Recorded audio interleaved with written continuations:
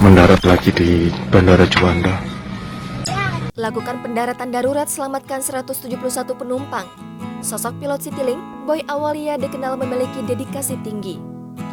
Pesawat Citylink yang mengangkut 171 penumpang saat itu baru 46 menit lepas landas dari Bandara Juanda, Surabaya pada Kamis 21 Juli 2022 pagi.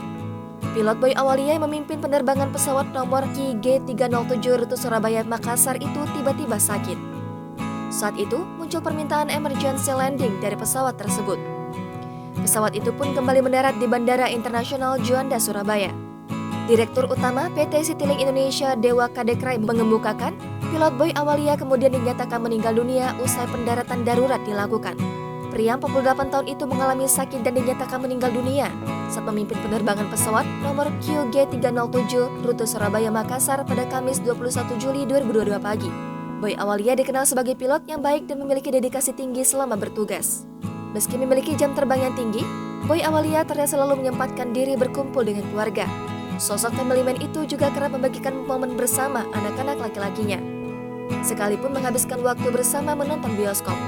Jenazah Boy diterbangkan dari Surabaya menuju Jakarta untuk disemayamkan. Pihak Citylink mengungkapkan belasungkawa lantaran Boy Awalia dikenal sebagai pilot yang berdedikasi tinggi. Sementara, 171 penumpang jurusan Surabaya Makassar diberangkatkan lagi dengan mengganti pesawat serta seluruh kru. Jangan lupa subscribe, share, komen, dan like ya!